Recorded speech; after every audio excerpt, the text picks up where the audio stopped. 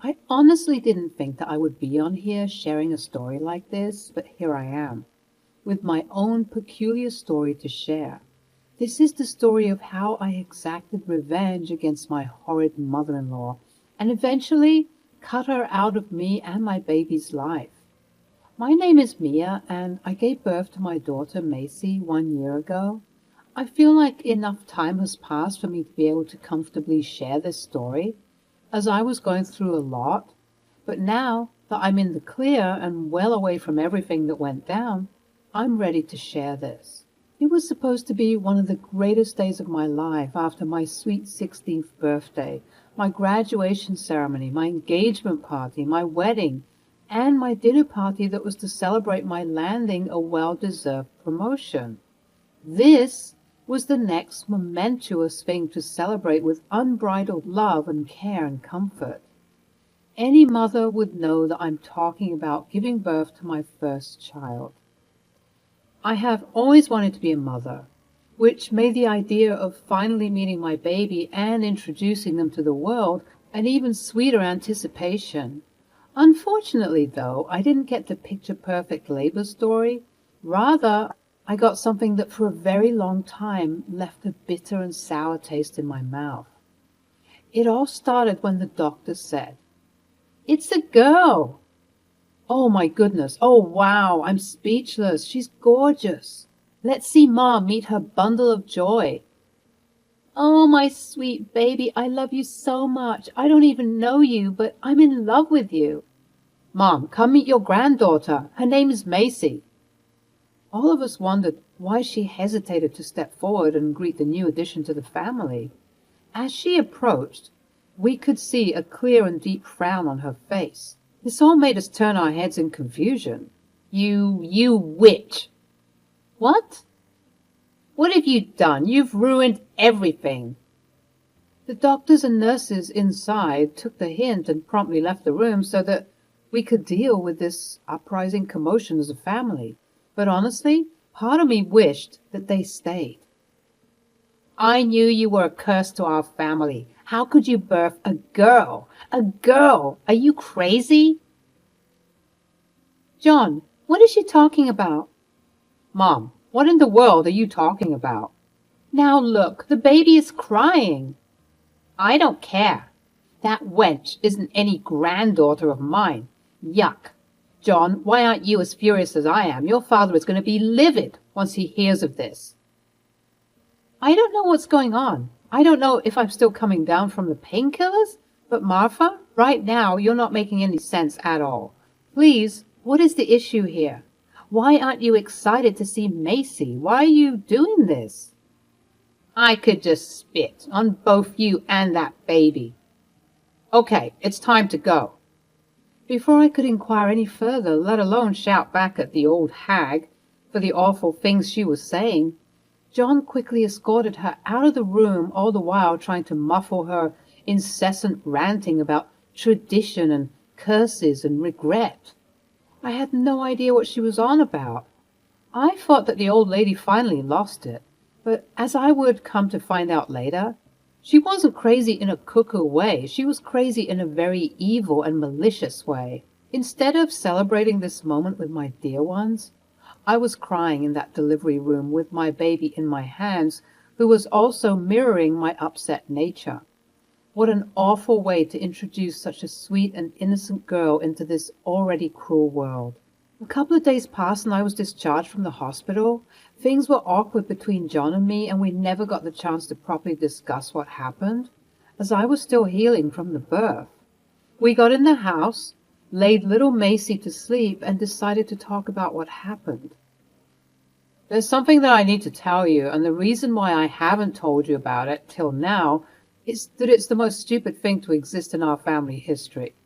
I don't even know why this is such an issue for my mother, when everyone else doesn't mind it. What's going on, John? Why did your mother act like that, and why is she sending me death threats? She's still sending those to you?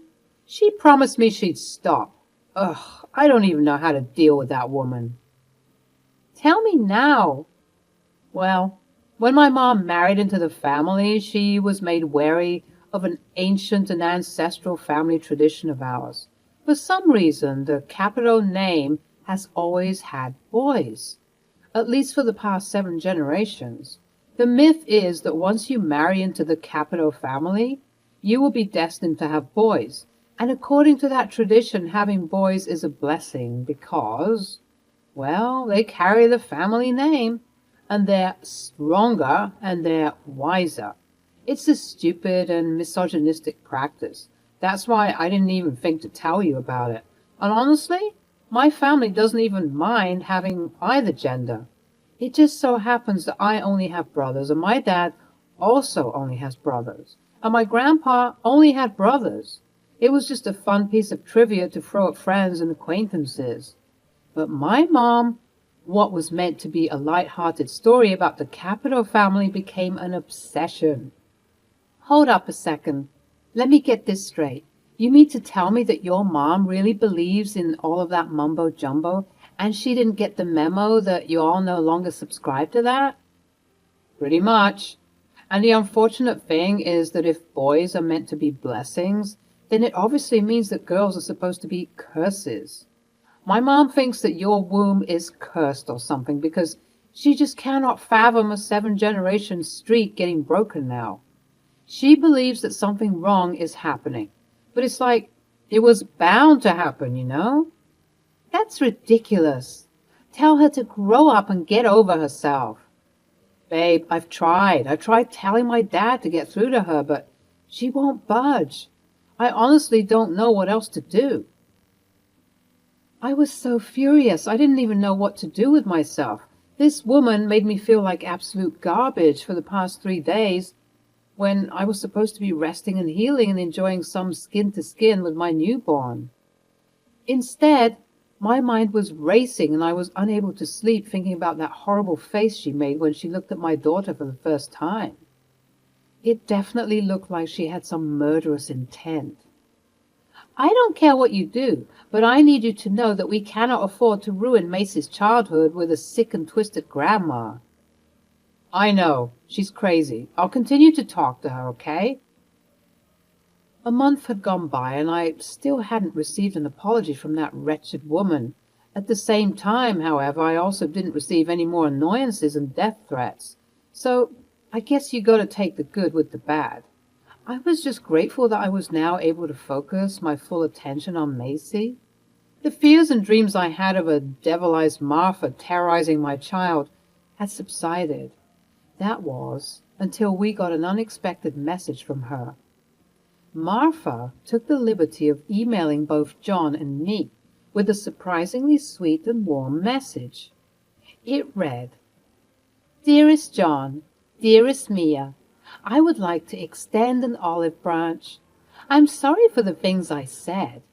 Please come to a family dinner. I've invited extended family members alike. Please let us all sit and properly celebrate the new life that has been graciously bestowed on us.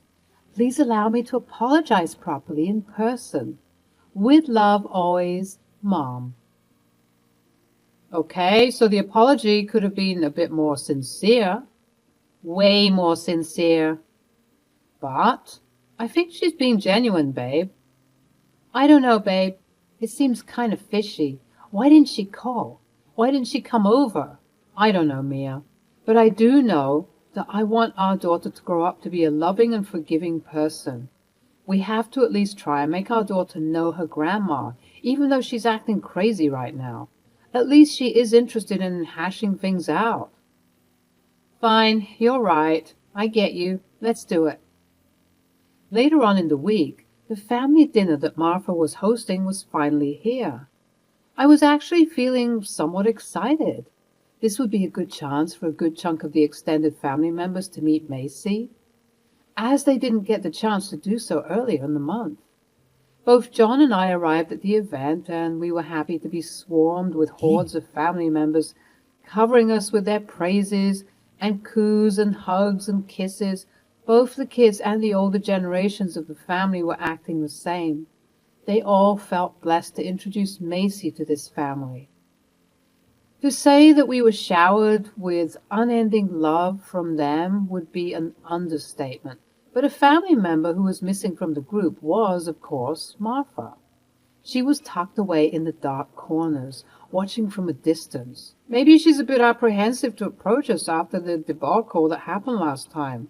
Why don't you go over to her with Macy and try and reintroduce the two to each other? You're right. I approached Martha and I saw a growing look of worry and tension grow on her face. It's okay, Martha. We believe in second chances. Come and meet your granddaughter for the first time again. I think it's time for us to eat. Come, everyone, dinner is ready. That was weird. Why was she acting so nervous? She scurried away as if I was approaching her with a bomb in my hands and not my sweet baby Macy. Anyways, once we were all settled at the dinner table with Macy and her bassinet near my side, we said grace and began to eat. But instead of thinking that I would enjoy my meal, all of us were in for a shock. Martha stood up and said, "Attention, everyone. May I please have your attention? Thank you. As you all know, our daughter Mia has given birth to a child, and I wanted to gather you all here today to just discuss the level of disrespect and disgust that I have obtained from all of this." What are you talking about, Martha? What is wrong with you? What is wrong with me? What is wrong with you? How dare you bring this monstrosity into our home, into our lives? Monstrosity? Mom, stop it right now. The fact that you won't stand up and defend me just shows that you don't care about the capital name. Family, listen up. For the past 7 generations, has this household only produced baby boys? The house murmured in agreement. So why is it now that whenever this wench came into our lives, that tradition has been broken? Have you forgotten about tradition? Have you forgotten that girls are a bad omen? We don't do that here. In fact, I'm so convinced that this is a curse that I'm pretty sure that baby isn't even John's. What did you just say? You heard me. Tell us, Mia. Is that John's baby? Of course it's my baby. I want her to answer.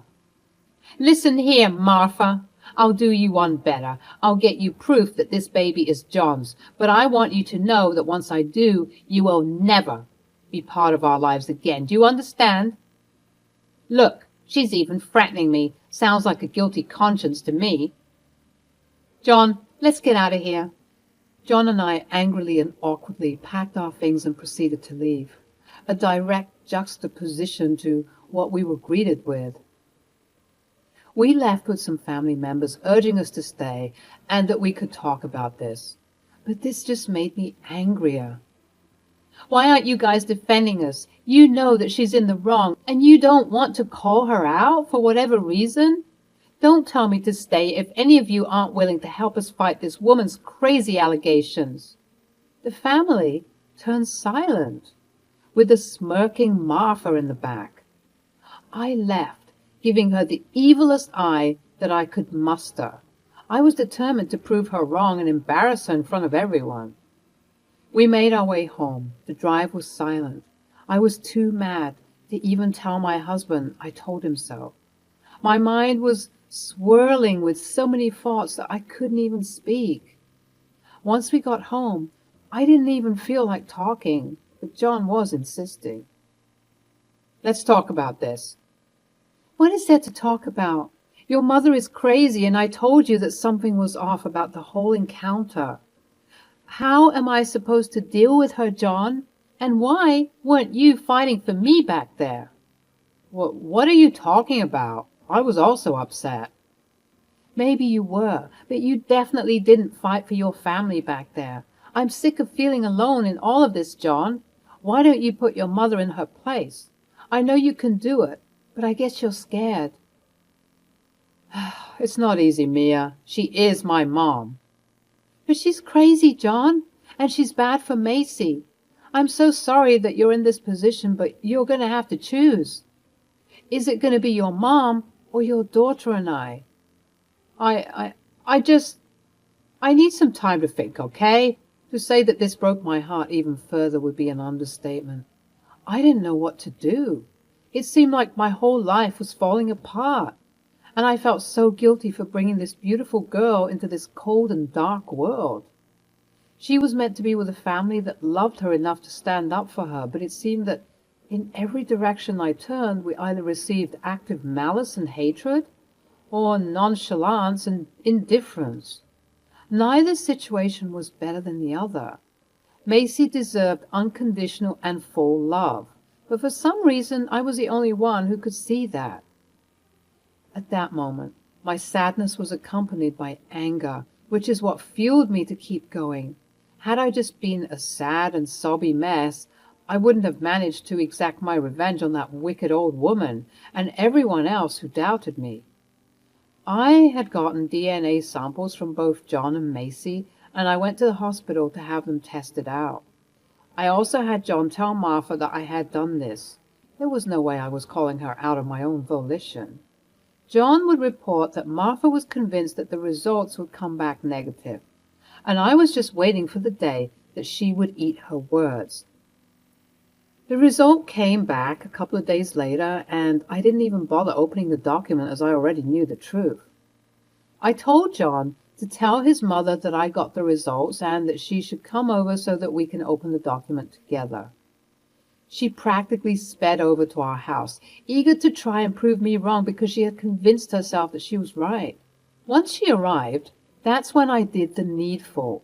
What both John and Martha didn't know is that I had gotten those hidden cameras and mic systems and placed them in the living room where we were to sit down and squash her silly doubts once and for all. "Hello, Mia. Let's get this over with. Where is the child? You won't even call her by her name. You won't even acknowledge that she's a she. Let's just cut the chit-chat and get right into it. That's why you came over, right? Fair enough. I can't wait to see your face. You're so convinced that you're correct, aren't you? Why would you even go through all of this trouble just to be proven wrong? John, can you please tell your mother to back up out of my face before I do something I'll regret?" "Oh, scary." "I want to reiterate that once you find out that your son, a Capito, has had a daughter, I never want to see you again, and you will subsequently lose the right to see anybody I love and care about, especially Macy." Yeah, whatever. And when the results come out negative, which I know they are, you're going to get divorced and excommunicated from this family. And once my gardening group and golf group hear about this, your name will be ruined. Those ladies know how to talk. You'll be the talk of the town before the sun sets. I will swear it. We'll see about that. John began to open the letter and read. In the case of John Capito and Macy Ashley Capito, there is a 99.99% chance that there is a relationship between the two parties. What? This can't be. You may proceed to leave this home effective immediately, Mom. I will be removing you from the will, and you can do the same for me. Mia, wait. John, wait. The proof is all here, Mama. You messed up big time. Mia, I'm so sorry. I didn't know. I was so wrapped up in believing that you were wrong that please. Nope. Mia, please. I'm a pleading grandmother. Please. I'll get on my knees and beg if you want to. I have to see my granddaughter. Where is she? That is none of your concern. You are no longer welcome in this house, and if you don't leave in the next 30 seconds, I'm calling the police. No, please, you can't do that. Yes, I can. I'm getting a restraining order against you, and you will be required to stay as far away from me as possible. I highly recommend you leave now because you've used up your 10 seconds. John, help me. I'm afraid I can't do that, Mom. I'm here with Mia. I'm standing up for my family. I didn't do enough of that before, and Mia, my love, I'm so sorry for not being the man you needed at the time. But I'm here now. It's going to take me some time to lean on you like that again, babe, but I accept your apology. Oh, come on. How was I supposed to know? We've had this tradition for years. I'm sorry if I got a little paranoid. You call my daughter an abomination and a monstrosity. What sort of mother would let the likes of you anywhere near her? Even if it was all just a misunderstanding as you're trying to frame it. We all know the truth. You're a toxic, sick, and twisted woman. And by the way, it's not going to be my name that's ruined. You see that pillow over there? Notice the blinking light? What? What are you talking about? Are you recording me? I swear to God, Mia, you better delete that. You see, I could, but this is all already being live streamed, so deleting it won't do anything. Martha snatched the camera, but it was far too late. I checked on my phone and the video itself already was gaining hundreds of views. With people commenting on how awful Martha was, I showed it to her and her face began to crumble. Her entire social status and all of the privileges she got due to her name were going to be muddied by this debacle. Thank God for the fast-paced notoriety that can be gained due to social media. As was promised, I ensured that I got a restraining order for my daughter and me against her crazy grandmother. And she tried her best to violate that, mourning the loss of the potentially great relationship she could have had, but chose to throw away. As for John and I, we're working on rebuilding our relationship after this. But I'm just glad that he could now see the light and see that I was right all along. My mother-in-law might have stolen such a joyous moment for me, but I swear on everything that she won't take any more moments away ever again.